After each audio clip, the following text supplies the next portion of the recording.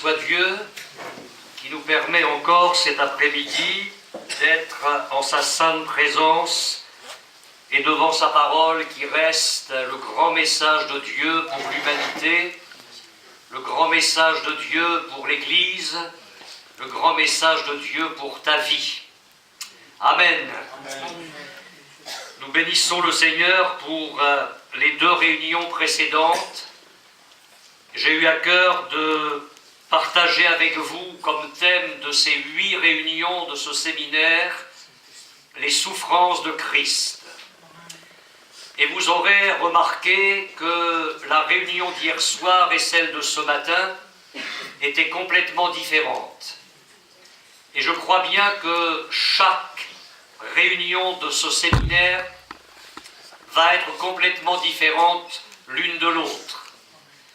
Parce que les souffrances de Christ nous sont présentées dans la parole de Dieu sous de multiples facettes. C'est comme un diamant que vous pouvez prendre dans les mains et admirer sous différentes faces, avec des conséquences pour notre vie, selon nos besoins. Je crois qu'il y a dans l'œuvre de Christ à la croix tout ce dont nous avons besoin. La parole de Dieu nous dit que nous avons tout pleinement en Jésus-Christ. Et nous aurions tort de vivre sous-alimentés, de vivre comme des pauvres, alors que notre Père Céleste est riche. Amen. Je crains que parfois le peuple de Dieu, pour toutes sortes de raisons, mais en grande partie par incrédulité ou doute, vit dans la disette, alors que la table du Seigneur est pleine de mets gras et succulents, et que Dieu veut pour son peuple le meilleur. Je crois que Dieu peut permettre, et c'est certain il le fait, des moments difficiles. Nous aurons l'occasion d'en parler, sinon cet après-midi, tout au long de ce séminaire. Mais je crois aussi que Dieu reste le Dieu de l'abondance. La parole de Dieu dit que le ruisseau de Dieu est plein d'eau, non pas à sec, non pas à moitié rempli, mais le ruisseau de Dieu est plein d'eau. Et j'aime aussi ce texte dans la parole de Dieu où il nous est dit que ses pas versent l'abondance. Je ne vois jamais le Seigneur parler comme un père qui serait pauvre, incapable de répondre à nos besoins. Je le découvre comme un Dieu magnifique. Demande-moi, dit-il au Fils, et je te donnerai les nations pour héritage, les extrémités de la terre pour possession. C'est ce que le Père dit au Fils, le Messie, dans le psaume 2. Mais ne sommes-nous pas, nous, co-héritiers de Christ? Seigneur, développe notre appétit spirituel, développe notre foi, développe notre capacité à saisir ta grâce. Nous allons revenir ainsi sur les souffrances de Christ. Et j'aimerais lire quelques textes avec vous pour introduire le message de cet après-midi. Nous lirons tout d'abord dans le livre du prophète Ésaïe, au chapitre 53, et nous lirons au verset 3. Méprisé et abandonné des hommes, homme de douleur, habitué à la souffrance, semblable à celui dont on détourne le visage, nous l'avons dédaigné, nous n'avons fait de lui aucun cas. Cependant, ce sont nos souffrances qu'il a portées, c'est de nos douleurs qu'il s'est chargé. On va lire la suite. Mais est-ce que vous ne pensez pas que ce serait bien de personnaliser ce verset? Et que si nous sommes dans un besoin particulier cet après-midi, nous puissions dire: ce sont mes souffrances qu'il a portées. Alléluia. Ce sont mes souffrances qu'il a portées. C'est de mes il s'est chargé. Et nous l'avons considéré comme puni, frappé de Dieu et humilié. Mais il était blessé pour nos péchés, brisé pour nos iniquités. Le châtiment qui nous donne la paix est tombé sur lui, et c'est par ses meurtrissures que nous sommes guéris. Je sais bien que nous ne sommes pas dans une réunion d'évangélisation, et cependant nous allons parler des souffrances de Jésus dans les termes où Ésaïe 53 nous les présente. Je voudrais encore lire avec vous dans la première épître de Pierre, au chapitre 2, et nous allons prendre le verset 21 en marche, et lire la deuxième ligne de ce verset, 1 Pierre chapitre 2, 21. Christ aussi a souffert pour vous, vous laissant un exemple, afin que vous suiviez ses traces. Lui qui n'a point commis de péché, et dans la bouche duquel il ne s'est point trouvé de fraude. Lui qui injuriait ne rendait point d'injure, maltraité, ne faisait point de menaces, mais s'en remettait à celui qui juge justement. Lui qui a porté lui-même nos péchés en son corps sur le bois, afin que, morts au péché, nous vivions pour la justice. Lui, par les meurtrissures duquel vous avez été guéris, car vous étiez comme des brebis errantes, mais maintenant vous êtes retournés vers le pasteur et le gardien de vos âmes. Alléluia. Et puis, je voudrais lire encore avec vous dans Matthieu, chapitre 8, verset 16. Matthieu, chapitre 8, verset 16.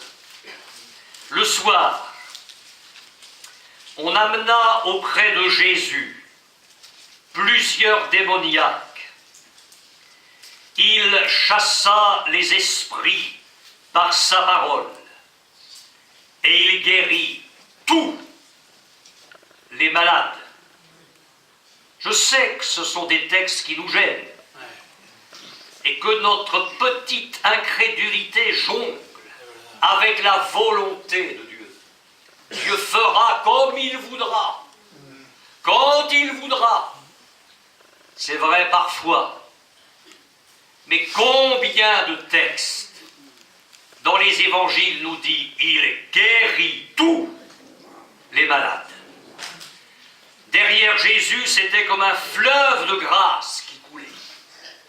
Il guérit tous les malades, afin que s'accomplisse ce qui avait été annoncé par Ésaïe le prophète, et l'évangéliste Matthieu cite le texte d'Ésaïe que nous avons lu.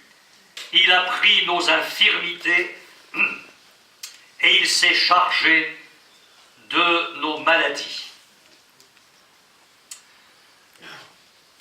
Cet après-midi, nous allons effleurer un aperçu des souffrances de Jésus. Les souffrances de Christ seront étudiées dans ce séminaire beaucoup plus en profondeur dans les prochaines réunions.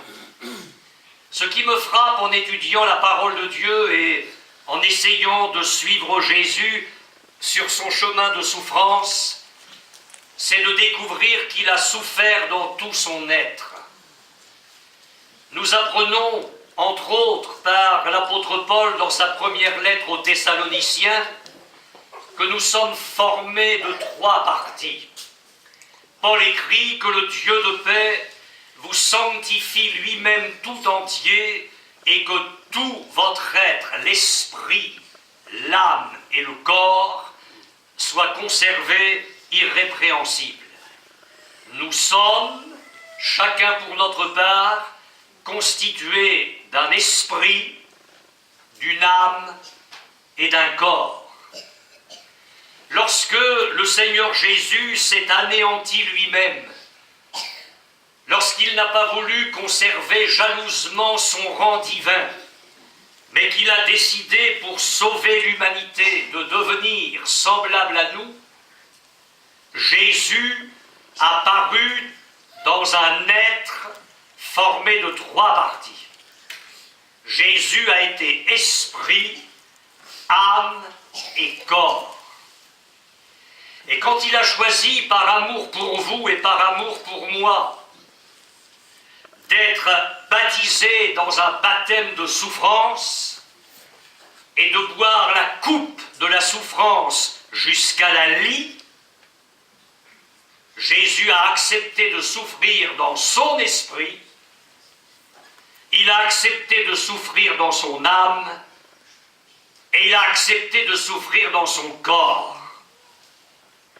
Et pour une simple et bonne raison, c'est qu'il sait que la souffrance peut atteindre au niveau de ton esprit, au niveau de ton âme, ou au niveau de ton corps. Et cet après-midi, nous ne sommes pas rassemblés au nom d'un mythe, d'un cadavre qui resterait dans la tombe et qui ne pourrait rien faire. Nous sommes rassemblés au nom d'une réalité glorieuse et divine. Il est vivant. Amen. Il déclare, j'étais mort, et voici je suis vivant au siècle des siècles. Il est la résurrection et la vie. Et c'est ce Jésus-là, par son esprit, est présent au milieu de nous. Ou alors, nous sommes rassemblés en vain, et ce séminaire est vain. Mais si la vérité de l'Évangile éclate, comme elle doit le faire, alors je crois que Jésus, pas demain, au milieu de nous cet après-midi, est capable des plus grandes choses. Je ne pense pas avoir le temps de vous parler des souffrances de Jésus à ces 3 niveaux. Mais j'aimerais déjà vous parler des souffrances de Jésus au niveau de son corps. Et nous allons voir en fin de message les implications pour notre propre vie. Jésus, je l'ai dit, a paru comme un simple homme, un homme qui était semblable à nous. Il n'a pas voulu, je l'ai dit, conserver jalousement son rang divin, mais il a pris une forme de serviteur. Il est devenu semblable aux hommes. Il a paru comme un simple homme. L'Épître aux Hébreux nous dit que parce que les enfants, entendez par là l'humanité, participent au sang et à la chair, il y a également participé lui-même. Jésus a été assujetti à tous les aspects de notre condition humaine. Je vais vous redire des choses que vous savez. Jésus a eu faim. Le lendemain, Marc 11, 12, après qu'ils furent sortis de Béthanie, Jésus eut faim. On ne lui avait pas servi à manger? Qu'est-ce qui s'est passé? Pour qu'en sortant de là, alors qu'il venait d'y passer la nuit, il a eu faim. Ce n'est pas le problème. Ce que je relève, c'est que Jésus a eu faim. Je remarque aussi que Jésus a eu soif. Il quitte la Judée, il remonte vers la Galilée du Nord, et pour ce faire, il doit passer par la Samarie. Et puis il s'arrête, vous le savez, au bord d'un puits. Il va y rencontrer une femme samaritaine. Jean 4, verset 7, une femme de Samarie vint puiser de l'eau. Jésus lui dit, donne-moi à boire. Il avait soif. Il n'a pas demandé à boire simplement comme ça. Et vous avez en mémoire les paroles du Christ sur la croix, Jean 19, 28. J'ai soif. Jésus a été fatigué. Jean 4, verset 6. Jésus, fatigué du voyage, était assis au bord du puits. Et puis vous vous rappelez quand il traverse le lac, Marc 4,38, et lui, il dormait à la poupe sur le coussin. Fallait-il qu'il soit fatigué? Le vent soufflait fort, les vagues remplissaient la barque, les disciples étaient paniqués, la barque allait de ci, de là, et lui, il ne se réveille pas. Vous serez réveillé pour moins que ça. Fallait-il qu'il soit fatigué? Pourquoi est-ce que l'Évangile nous dit tout ça? Il a souffert dans son corps. Quel encouragement et quel refuge pour nous. Mon frère, ma sœur, Jésus est capable de te comprendre dans toutes les souffrances engendrées par ta condition humaine. Et il peut te secourir. Oui, je veux bien croire qu'il y a des chemins voulus par Dieu, il y a des temps d'école. Nous avons des périodes d'examen à passer avec le Seigneur. Et je veux bien croire ce que l'apôtre Paul écrit aux Philippiens, j'ai appris à être content de l'état où je me trouve. Je sais vivre, c'est le savoir-vivre chrétien. Je sais vivre dans l'humiliation. Je sais vivre dans l'abondance. En tout et partout, j'ai appris à avoir faim et à être dans l'abondance. Donc il y a des chemins.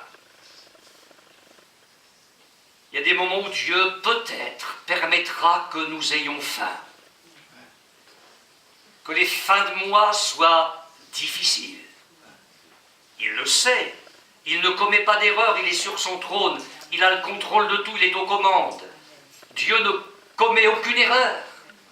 Et dans ces moments-là, il nous teste pour savoir si nous sommes attachés à lui pour le porte-monnaie ou si nous sommes attachés à lui, point. Alors il y a des temps d'école. Oui, il est possible que nous ayons faim, soif. Il est possible que nous soyons fatigués. Mais ce Jésus qui a connu tout ça, l'a connu pour nous secourir. Et je crois que nous n'aurons pas toujours faim,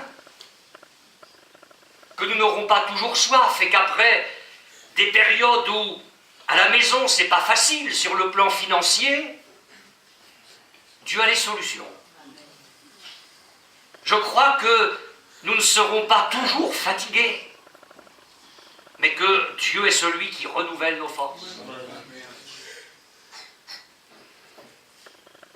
C'était un foyer de serviteurs de Dieu. Elle avait l'habitude de faire ses courses au marché toutes les semaines. Et ce jour-là, le jour où elle devait aller chercher les courses de la semaine au marché, il n'y avait plus d'argent.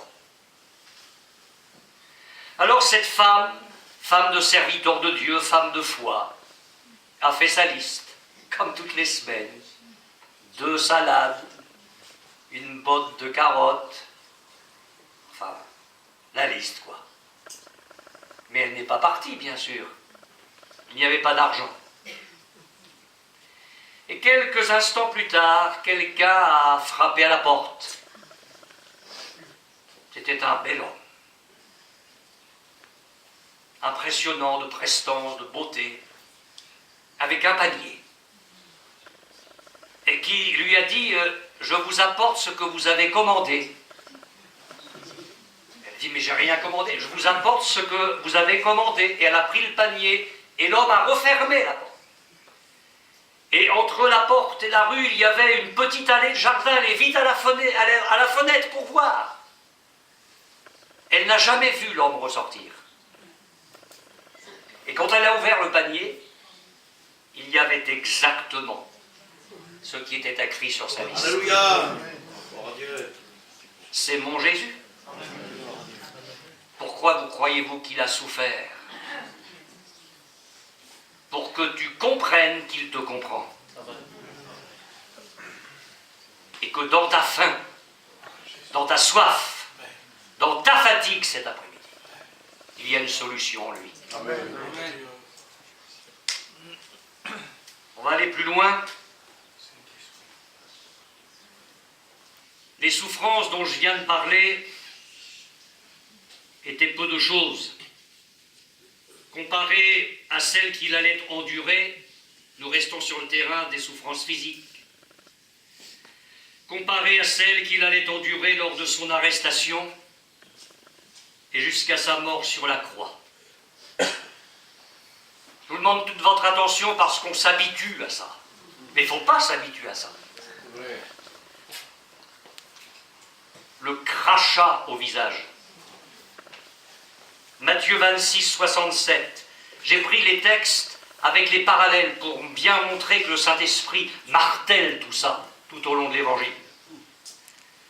Matthieu 26, 67, là-dessus, ils lui crachèrent au visage.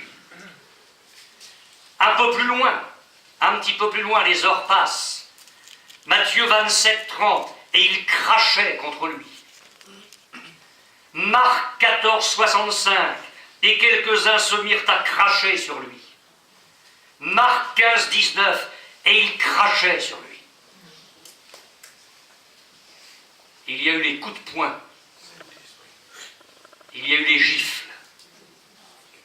Matthieu 26, 67. Et ils lui donnèrent des coups de poing et des soufflets, c'est-à-dire des gifles. Marc 14, 65. Quelques-uns se mirent à lui voiler le visage et à le frapper à coups de poing en lui disant « Devine !» Et les serviteurs le reçurent en lui donnant des soufflets. Luc 22, 63 et 64. Les hommes qui tenaient Jésus le frappaient. Ils lui voilèrent le visage et ils l'interrogeaient en disant « Devine qui t'a frappé !» Jean 18, 22. À ces mots, un des huissiers qui se trouvait là donna un soufflet à Jésus. Jean 19, 3. Puis s'approchant de lui, il disait « Salut, roi des Juifs !» Et il lui donnait des soufflets. C'est encourageant pour une sœur dont le mari n'est pas converti et qui l'abat. Dans ces moments-là, il faut y être pour comprendre. Hein. Cette sœur peut se dire, c'est dur, mais il me comprend. Il est passé par là. Il me comprend.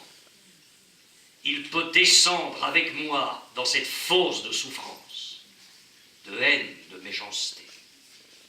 Et je crois bien qu'un jour il va y avoir une délivrance. Il n'a pas souffert tout ça pour que je reste indéfiniment dans cet état. Je veux espérer en lui. Jésus lié. Matthieu 27, 2. Après l'avoir lié, ils l'emmenèrent. Lui qui délivre a été lié.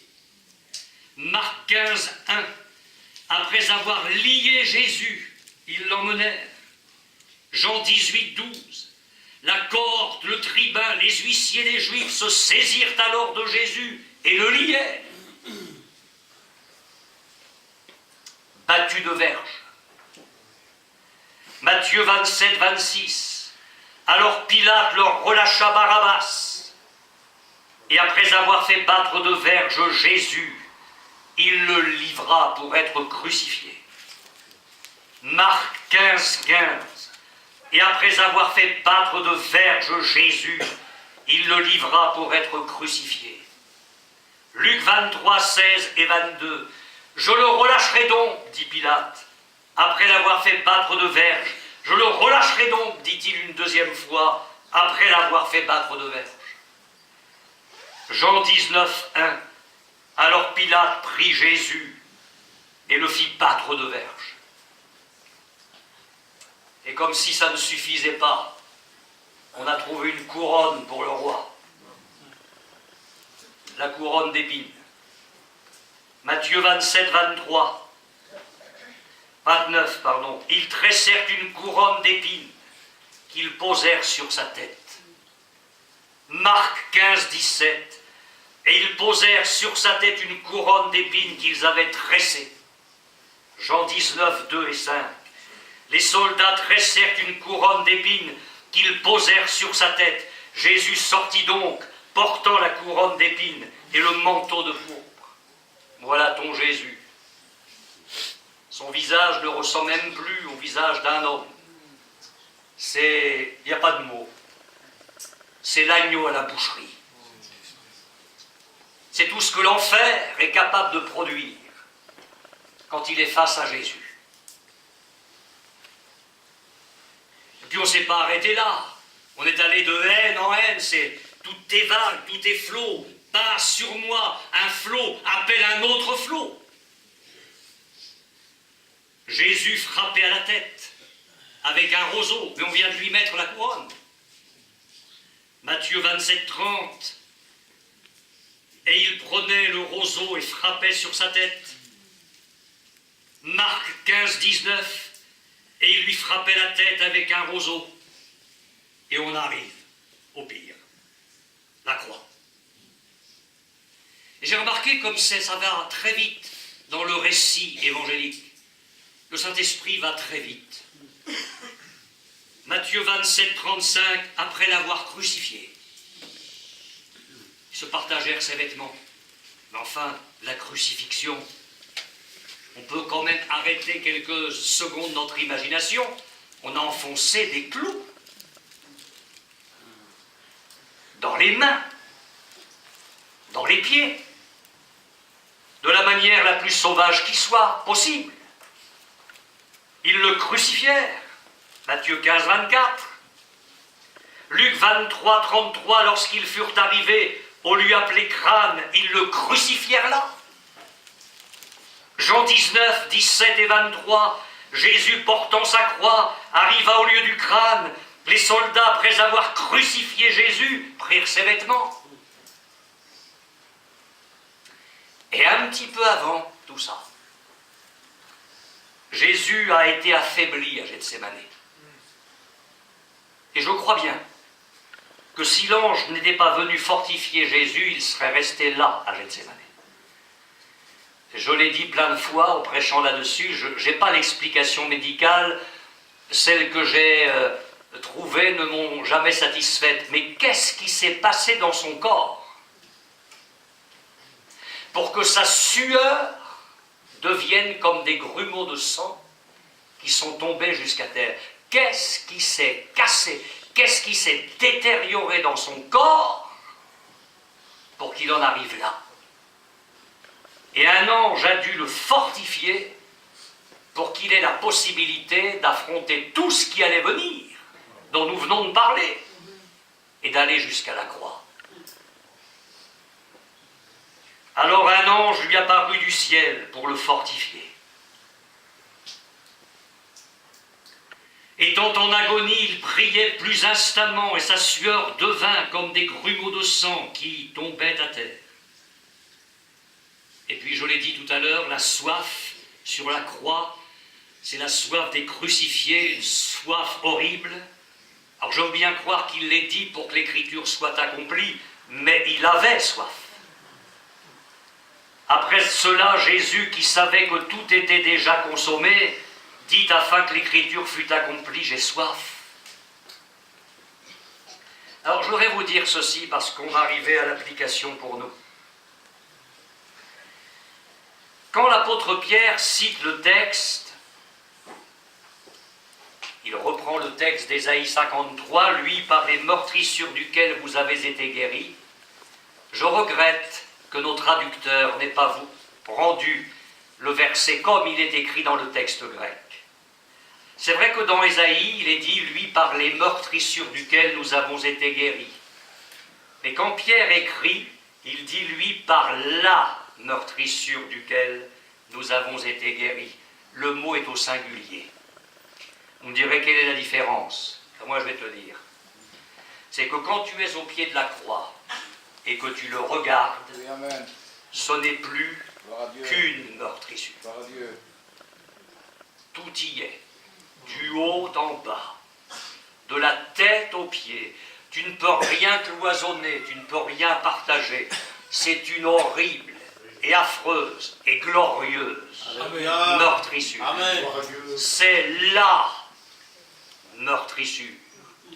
du Fils de Dieu.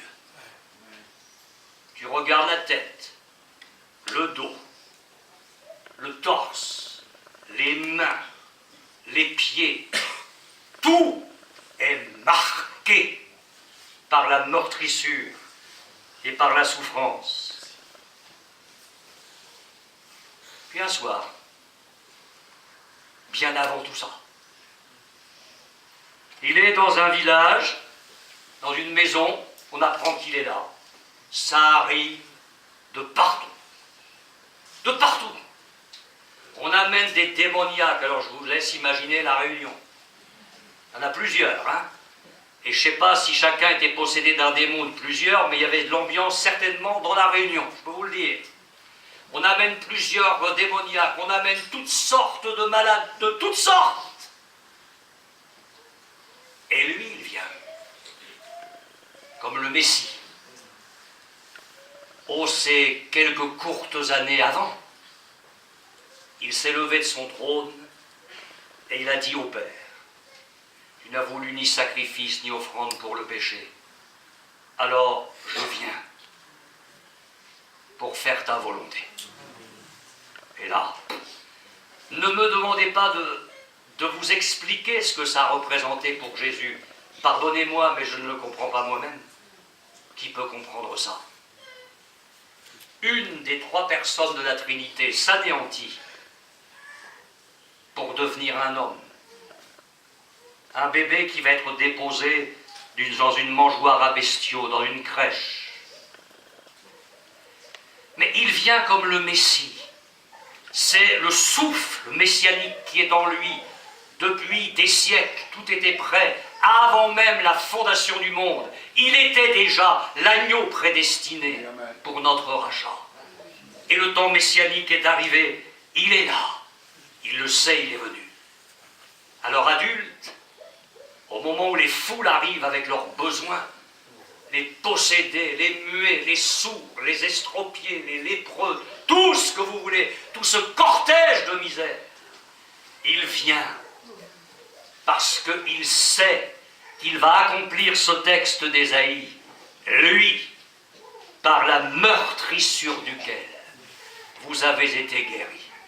Imaginez, il commence à poser ses mains sur les malades, les uns après les autres sont guéris, pas améliorés, guéris, guéris, guéris, guéris. Les démons fichent le camp ici, les démons s'en vont ailleurs, les démons s'en vont ici, les démons s'en vont là. Il chasse tous les démons, les démoniaques sont libérés, et ce soir-là, il guérit tous les malades. Et pas une fois, mais tout au long. Amen. C'est comme ça. Parce que dans sa meurtrissure, nous avons été guéris. C'est qui ce nous? Les inconvertis qui ont besoin de connaître l'évangile? Et subitement, Dieu ferme les vannes pour son peuple? Non, non, ça c'est pour les inconvertis. Ah bon, alors moi, chrétien malade, je ne peux pas être guéri par la meurtrissure de Jésus? C'est quoi cet évangile-là? C'est quoi cet évangile-là?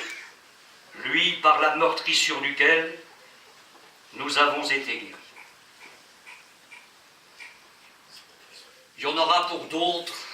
Dans les autres réunions, je voudrais m'adresser aux malades cet après-midi. C'est ça la facette de cette réunion. Et vous qui êtes bien portant, vous vous êtes dit, bah, si j'avais su, je serais resté chez moi. Pas sûr. Vous pouvez être fortifié dans votre foi. Et la parole de Dieu, ça fait toujours du bien. Amen.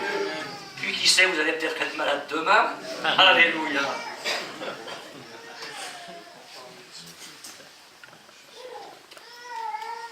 De quoi vous souffrez? Mal à la tête?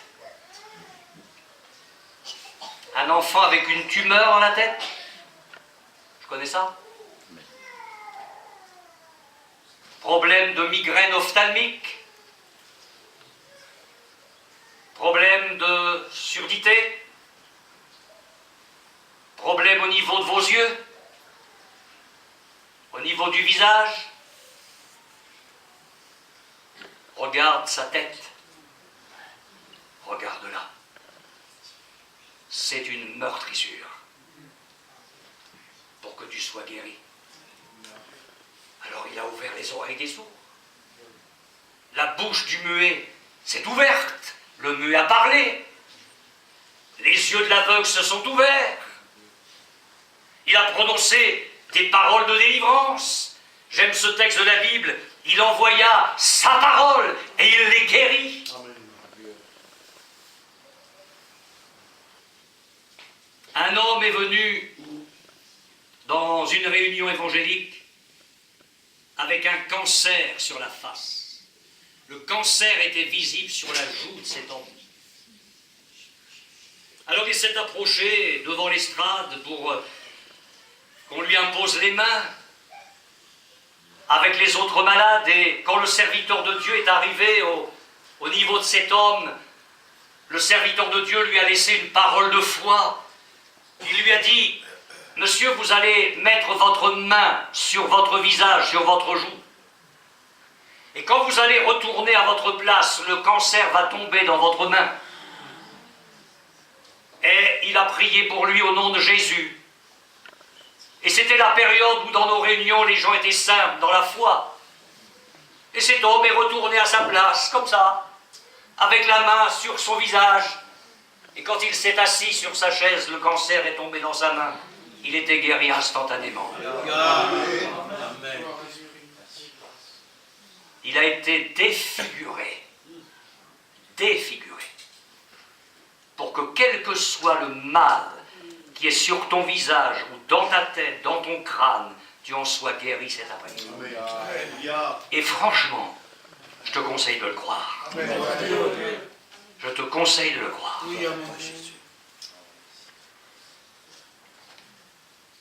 Il est possible que vous souffriez du dos, problème de vertèbres, cervicales, lombaires. Il y a parfois des sciatiques, passagères, mais il y a parfois des problèmes de colonne vertébrale, de vertèbres extrêmement graves et incurables. Tu te souviens quand il a rencontré la petite femme, courbée depuis 18 ans, un problème de dos, pas seulement, il y avait autre chose derrière, mais on va en rester là, un problème de dos. Jésus lui dit: femme, tu es délivrée de ton infirmité. Ce n'est qu'après qu'il lui impose les mains. C'est ça la foi. Il parle de délivrance, il impose les mains, la femme se redresse. Ça faisait 18 ans qu'elle voyait la terre. Enfin, on va pouvoir voir le ciel. Je ne sais pas comment le Seigneur a fait, comment il a remis tout ça. Tout s'est remis en place instantanément. Tu as des problèmes avec ton dos? Regarde le sien. Battu, battu, battu, jusqu'à ce que les chairs soient mises à vif. Pour tes péchés? Oui, d'abord pour tes péchés. Mais on ne va quand même pas enlever ce texte, lui par la meurtrissure duquel nous avons été guéris. Pourquoi est-ce que tu n'apporterais pas ton dos au Seigneur cet après-midi? Pour lui dire: écoute Seigneur, le tien a été battu, ce n'a été qu'une meurtrissure affreuse, pour que le mien soit remis en état. Et franchement, je te conseille de le croire. Une femme avait des problèmes au niveau du bas de sa colonne vertébrale, de ses reins, et portait un corset de fer depuis je ne sais pas combien de temps. Elle vient dans l'une de nos réunions, c'était en Haute-Normandie, dans la région rouennaise, et ce dimanche après-midi-là, le serviteur de Dieu parle, je crois, sur le paralytique de Bethesda, ou je ne sais plus, peut-être cette femme atteinte depuis 18 ans avec son dos, enfin je ne sais plus. Mais toujours est-il qu'il parle sur une guérison de ce genre-là, amenant les gens à la foi. Et pendant que mon collègue pasteur prêchait là-dessus, elle a eu un raisonnement de foi. Là, à sa place, pendant que le pasteur prêchait, elle s'est dit: mais si Jésus a fait ça pour cette femme, pourquoi est-ce qu'il ne le ferait pas pour moi maintenant? Et à peine avait-elle pensé ça qu'elle a commencé à avoir mal, mais vraiment mal. Le corset de fer a commencé à la faire souffrir. Et elle n'avait qu'une hâte, c'était que le pasteur on termine avec son sermon et que la réunion se termine pour qu'elle rentre chez elle, tellement elle souffrait. Elle va enlever le corset de fer, elle ne l'a jamais remis. Le Seigneur venait de la guérir dans la réunion. Lui, par la meurtrissure duquel nous avons été guéris. Maladie de sang, les globules blancs, les globules rouges. Vous savez, la Bible dit que le sang parle. Et c'est vrai que le sang parle. Quand vous avez des analyses médicales, c'est impressionnant tout ce qu'on peut découvrir dans le sang. C'est impressionnant, impressionnant. Toutes les investigations que la science médicale peut faire dans le sang parle. Alors parfois il parle de bonne santé, parfois il parle de diabète, parfois il parle de cancer, de leucémie. Ben, si tu as des problèmes avec les analyses de sang, alors regarde-le. Le sien coule de partout. De partout. Alors oui, d'accord. Pour l'expiation de nos péchés, je suis d'accord avec ça. Le sang de Jésus nous purifie de tout péché. Mais dans sa meurtrissure, nous on a été guéris. Et si ton sang va pas bien, pourquoi est-ce que tu ne croirais pas qu'il a versé le sien pour que le tien redevienne en bon état? Il est capable de le faire. Tu as des problèmes avec tes mains? Tremble. Ou je ne sais pas. Quelque chose qui ne fonctionne pas bien depuis je ne sais pas combien de temps. Regarde les siennes. D'un seul coup, vous comprenez que les souffrances de Jésus, ça a des répercussions sérieuses pour nous. Elles ont été percées pour le salut de ton âme, mais pour que tes mains soient en bonne santé. Alors là, je l'ai vécu. On était en Haute-Normandie, dans une ouverture d'œuvre, et j'ai remarqué que quand on ouvre une œuvre, Dieu permet qu'il y ait des guérisons instantanées, parce que c'est comme ça que l'œuvre se construit, et ça va vite. Et c'est vrai qu'on a eu des guérisons instantanées, des miracles de semaine en semaine, c'était quelque chose de merveilleux, c'était un courant d'évangélisation extraordinaire. Une femme vient à la Réunion, un jeudi après-midi, elle travaillait à l'hôpital, elle avait chopé un microbe dans ses mains. Alors la première fois, ça s'est passé comme ça, les paumes de ses deux mains ont enflé. Et ça a été tellement enflé qu'à un moment donné, la peau de la main a craqué et il est sorti du pu dans les deux mains, c'était affreux.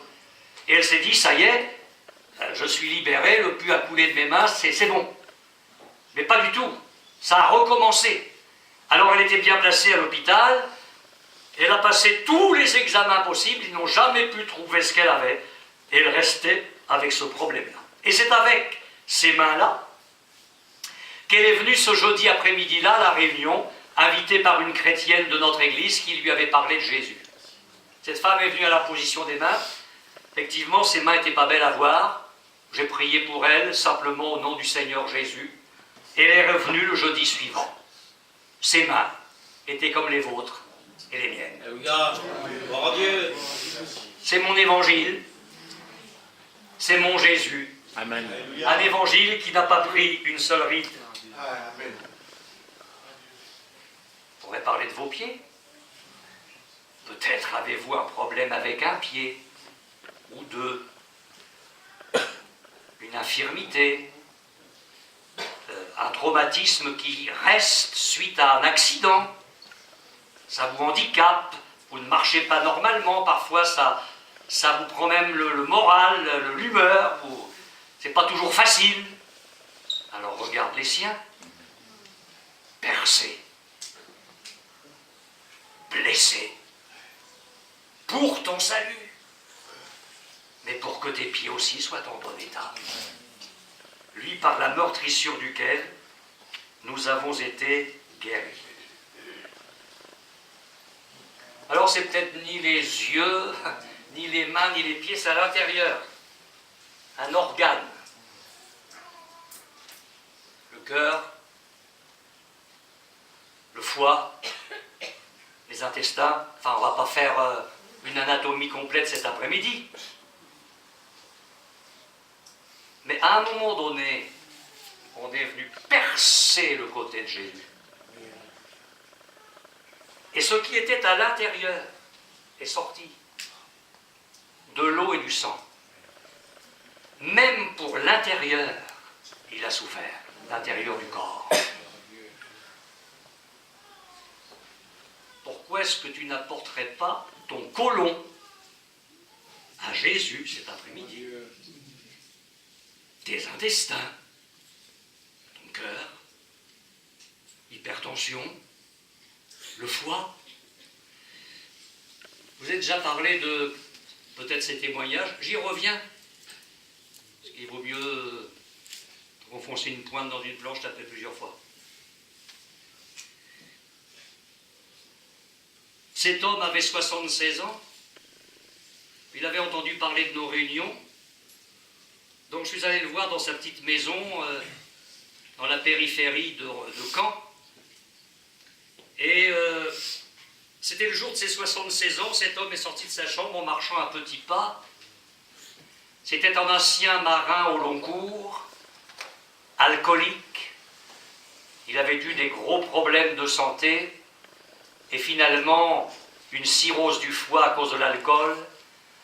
Et il était en phase terminale d'une cirrhose du foie. Le médecin avait dit à sa femme, dans 15 jours, il va tomber dans le coma et c'est fini. Quand j'ai vu cet homme, il avait un ventre énorme. On lui tirait du jus là-dedans 2 fois par semaine, 5 litres. Il avait le nombril gros comme une balle de tennis. Alors, la conversation s'est passée debout.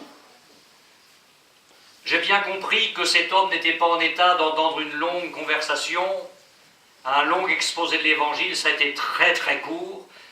Je lui ai dit, écoutez monsieur, Dieu existe. C'est un Dieu d'amour. Il a envoyé Jésus, son Fils, sur notre terre il y a 20 siècles.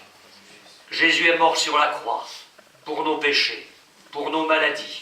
Il est ressuscité, il est vivant. Par la foi en lui, on peut être sauvé et guéri. Et nous, ses disciples, ses serviteurs, il nous a demandé, en son nom, d'imposer les mains aux malades pour qu'ils soient guéris. Comme ça, hein, je me rappelle comme si c'était hier. Ça a été aussi court que ça. Un concentré de l'Évangile. Je lui dis, est-ce que vous acceptez que je prie pour vous? Il m'a dit oui. Alors j'ai posé mes mains sur la tête de cet homme. La prière a été encore plus courte que l'exposé, parce qu'au fond, il n'y a pas besoin de prier 3 quarts d'heure, où les gens ils sont guéris ou ils ne le sont pas. Hein. Ce n'est pas une question de longueur de prière. Hein. Où le Seigneur Jésus travaille avec nous et les choses se font, ou elles ne se font pas. Moi, c'est comme ça que je conçois les choses. Donc, la prière a été très courte, je suis parti. C'était un mercredi. Le jeudi, nous avions une réunion d'évangélisation. Cet homme vient, avec sa femme. Le dimanche, il revient dans notre salle centrale, le ventre plat comme une galette. Sa femme me dit, mon mari est guéri. Alors c'est pas que j'avais pas la foi, mais dans ces moments-là, il faut être quand même prudent, il faut les confirmations médicales, il ne faut pas s'emballer non plus, hein. Il faut être sage. Mais le lendemain, le médecin vient. Mais monsieur Faucon, mais qu'est-ce que vous avez fait? Et elle, mais on a fait venir un pasteur, il a prié. Le médecin ouvrait des yeux comme ça. Alors, elle a dit, bon écoutez, on va faire des examens médicaux. On va commencer par les analyses de sang. Alors je ne sais pas si des gens s'y connaissent ici, mais quand les gens boivent, les gamma GT, ça monte très haut. Analyse de sang, tout nickel. Monsieur Faucon continue à venir aux réunions. Au bout de 15 jours, il n'est pas mort, on ne l'enterre pas. Il reprend des forces. Il reprend des forces. Une vie normale. Il écoute l'évangile. Il se convertit. On le baptise. Et le médecin qui venait pour elle, parce que c'était une souffreteuse, au bout de quelques mois, le médecin dit, écoutez, j'y comprends rien. Je suis obligé de reconnaître que c'est un miracle. Dans sa meurtrissure, tu as été guéri. Le foie était en pourriture, une cirrhose du foie en phase terminale, et cet homme a été miraculé instantanément. Le cœur, je vais vous parler de moi pour une fois. À l'âge de 11 ans, je l'ai raconté à des jeunes ce midi avant le repas. À l'âge de 11 ans, un lundi matin, je devais me faire opérer pour la 2e fois des amygdales. Et je me suis réveillé dans mon lit, pas bien, j'arrivais plus à bouger. Les coudes, les épaules, les genoux, tout était bloqué, paralysé. J'avais 42 fièvre. Mes parents croyaient que, quand j'ai dit que je ne pouvais pas bouger, ils croyaient que je faisais de la comédie pour pas aller à l'hôpital me faire opérer. Et quand ils ont vu que j'avais 42 fièvre, ils se sont dit là, il y a autre chose. Le médecin est venu, le diagnostic est tombé. Bon, rhumatisme articulaire aigu et souffle au cœur. Et ça, c'est très grave, le souffle au cœur. Très, très grave. Donc, rhumatisme articulaire aigu. Et le médecin dit, écoutez, le traitement va être très long. Il y aura une longue convalescence. Et il faudra compter avec des récidives de la maladie sur plusieurs années. Quelques jours plus tard, mon père et ma mère se sont mis à genoux au pied de mon lit et ont prié Jésus de me guérir. Avec la foi d'un garçon de 11 ans, j'ai cru que Jésus pouvait me guérir. Et le lendemain, j'avais les pieds par terre et je pouvais marcher, alors que jusqu'alors, mon père me prenait dans les bras pour aller d'une pièce dans l'autre. Il n'y a pas eu un long traitement, il n'y a pas eu une longue convalescence, il n'y a jamais eu de récidive de la maladie. Dans le cadre de ma scolarité, j'ai fait un sport qui demande des efforts physiques intenses. J'ai fait mon service militaire en Allemagne, les 2 premiers mois, exercice physique intense. Écoutez, marche de 30 km en hiver. Vous imaginez, vous qui venez en voiture depuis l'hôtel jusqu'ici? Non mais franchement, allez, il faudrait que vous retourniez faire votre service militaire, hein. S'il existait, ce serait bien. 30 km, marcher, courir, marcher, courir, marcher, courir, pendant 30 km dans les forêts allemandes, l'hiver avec 20 cm de neige. Ben, le cœur, il a tenu. Quand Dieu fait les choses, il le fait bien. Il le fait bien. Dans sa meurtrissure, nous avons été guéris. Je vais terminer avec ça. Je ne sais pas si c'est ici que j'ai déjà cité ce témoignage, mais ça ne fait rien. On prêche l'évangile, c'est le même depuis 20 siècles, alors on peut redire quelquefois les mêmes choses. Amen. Une femme était dans une chambre à l'étage de sa maison.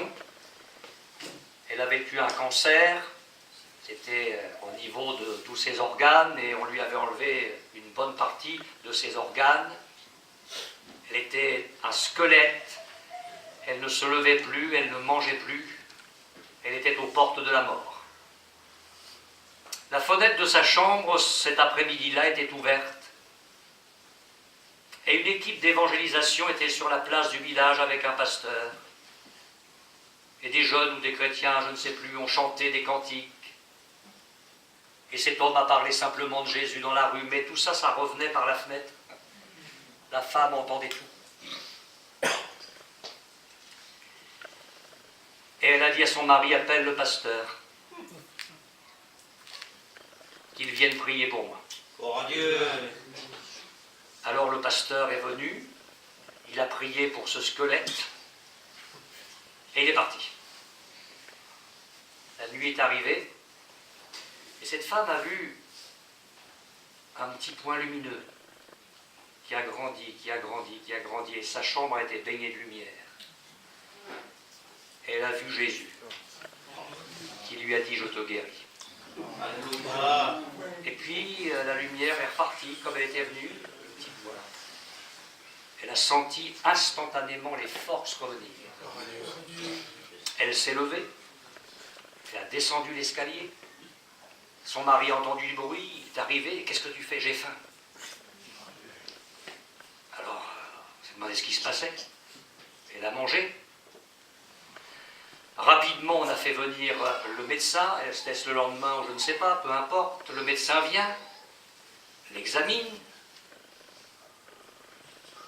Je vous rentre tout de suite à l'hôpital. La femme rentre à l'hôpital, on fait les examens. Le corps médical bouleversé. Jésus avait recréé tout les organes dans son corps.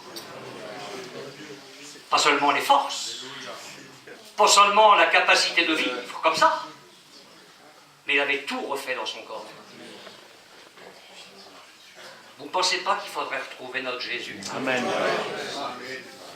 Vous savez, je crois que ce dont le peuple de Dieu a besoin, ce n'est pas d'études bibliques savantes. Il y en a assez de tout ça. Il y en a assez de tout ça. Ce qu'il faut, c'est que nous retrouvions notre Jésus, Amen. tel qu'il est. On n'a pas besoin de se bourrer le crâne d'un tas de choses. Il faut que notre cœur soit rempli de lui. C'est tellement plus facile, cet évangile-là. Voilà ce que je voulais partager avec vous. Et quand le Seigneur m'a mis tout ça à cœur dans mon bureau, je dis, mais Seigneur, c'est pas de l'évangélisation. C'est un séminaire d'enseignement biblique. Qu'est-ce que tu mets dans ma corbeille, là? Qu'est-ce que c'est que ces pains-là que tu mets dans la corbeille, là? Pourquoi je vais prêcher ça dans ce séminaire? J'ai jamais fait ça dans un séminaire. Mais lui, c'est ce qu'il fait. Et voyez-vous, ce que je crois, c'est qu'il a ses raisons. Pas pour ce soir, pour maintenant. Il a quelque chose à faire. Amen. Ce qu'il a fait hier soir pour la conversion des jeunes et des moins jeunes, ce qu'il a fait en profondeur ce matin, je crois qu'il a quelque chose à faire dans le corps de plusieurs frères et sœurs au milieu de nous cette année. Alors c'est pas parce que Balière est là, je pense qu'on se connaît suffisamment maintenant, moi je peux rien pour vous, vous le savez bien. C'est Jésus qui doit être glorifié. Mais je pense que si c'est à lui que nous venons, il ne demande qu'à se glorifier. Dans votre corps maintenant. Dans votre corps maintenant. Alors on ne fait pas de l'évangélisation. Mais si vous avez la foi pour que quelque chose se passe, vous allez venir là, devant. Et on va prier. On va prendre le temps qu'il faut. Et on va prier. Et puis, si vous constatez, il y a peut-être des choses pour lesquelles il faudra des analyses médicales. D'autre part, si vous constatez avant la fin de ce séminaire que Dieu vous a guéri, vous nous le dites, que vous puissiez rendre votre témoignage. Amen. Parce que je crois que c'est ça qu'il nous faut dans nos séminaires. C'est ça. Retrouver le Christ, toucher le bord de son vêtement et sentir que sa puissance agit en nous et nous relève. Tout est possible à Dieu. Amen. Nous allons nous recueillir et puis on va permettre à nos frères, nos sœurs qui le désirent, s'il y en a. Si vous êtes tous en bonne santé, gloire à Dieu. Mais s'il y a des frères et sœurs qui ont besoin que nous prions pour eux, venez. Ne vous inventez pas une maladie pour venir vous faire imposer les mains. Non, non, il faut être sérieux devant le Seigneur. Mais si vraiment vous avez besoin de la grâce de Dieu, alors on va prier.